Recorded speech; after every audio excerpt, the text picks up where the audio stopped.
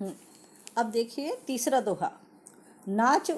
नाच अचानक ही उठे बिनु पावस बन मोर, जानती हो नंदित करी इह दिस नंद किशोर। इसमें कवि क्या कह रहा है? कृष्ण के आने की सूचना दे रहा है, लेकिन वो सूचना देने का जो ढंग है वो बड़ा निराला है। वो क्या कहते हैं कि अचानक ही वन में मोर नाचने लगे, लेकिन कैसे? बिनु पावस। पावस यानी वर्षा ऋतु। आमतौर पर आप जानते हैं कि मोर कब नाचते हैं? जब काले काले बादल छा जाते हैं, वर्षा ऋतु आती है तो मोर प्रसन्न होकर नाचने लगता है। लेकिन यहाँ कवि कह रहा है बिना कारण के कार्य संपन्न हो रहा है। बिना पावस ऋतु के ही मोर अचानक नाचने लगे। जानती हूँ, तो कहते हैं कवि कि जानती हूँ, मैं जानती हूँ कि क्यों।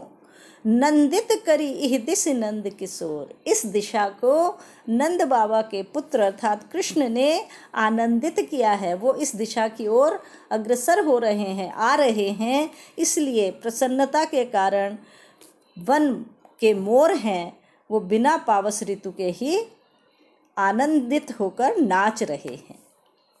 अगला देखिए।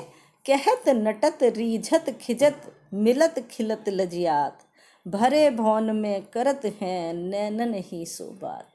आपने बिहारी के बारे में ज़रूर सुना होगा कि बिहारी गागर में सागर भरने में सिद्धहस्त है। इसका मतलब क्या है कि वो थोड़े में बहुत सारी बात कह देते हैं।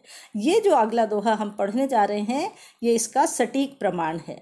उन्होंने नायक और नायिका के एक भवन में इशारों से आंखों ही आंखों में बात करने की स्थिति को बड़ी सुंदरता से प्रस्तुत किया है कि वो कैसे दोनों बातचीत कर रहे हैं।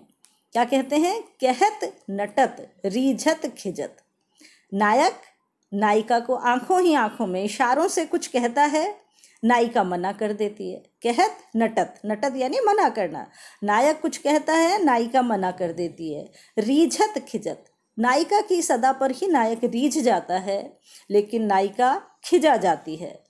मिलत खिलत, इसके बाद नायक के नेत्र फिर उससे मिलते हैं और दोनों खिल जाते हैं, प्रसन्न हो जाते हैं, लेकिन नायिका लजिया जाती है, लज्जित हो जाती है। प्रेम के कारण उसका लजा जाना स्वाभाविक है। भरे भवन में करत हैं नैनन हूँ सो बात। इस प्रकार भवन में सभी लोग हैं, जहाँ बड़े लोग मौजूद हैं, उनकी उपस्थिति में ही दोनों नायक और नायिका नेत्रों ही नेत्रों में, आँखों ही आँखों में इशारे से बात कर रहे हैं। तो अब ये देखिए कि एक बड़े सुंदर प्रेम वाली स्थिति का चित्रण बिहारी ने एक एक शब्द में पूरी एक स्थिति का वर्णन कर दिया है, और यही बिहारी की खूबसूरती है। अगला दोहा देखिए। नेह न नैनन को कछु उपजी बड़ी बलाय, नीर भरे नित प्रति रहे तऊ न प्यास बुझाए।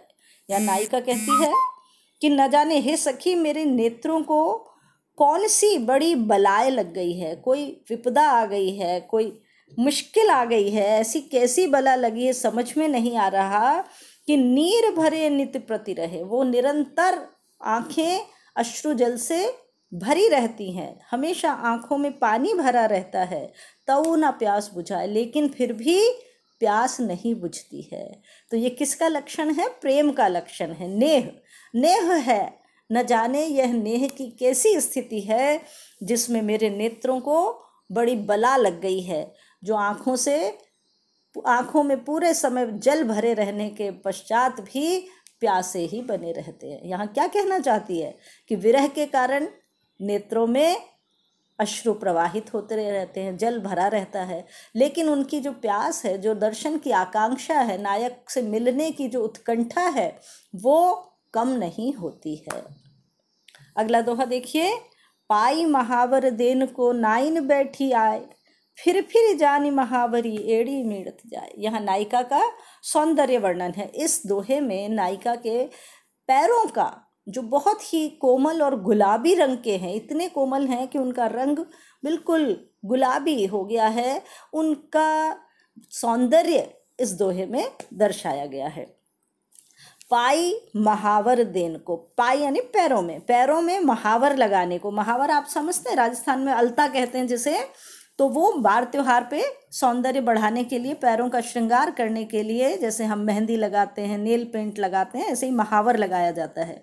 तो नायिका के पैरों में महावर लगाने के लिए आकर बैठ गई।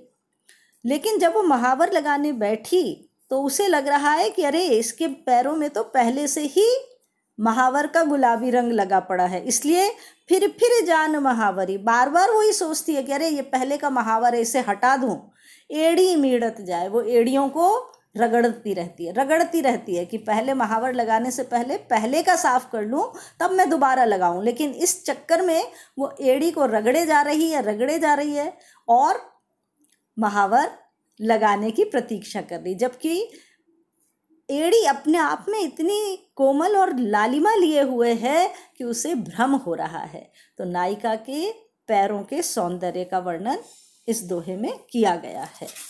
अब आप देखिए अगला दोहा।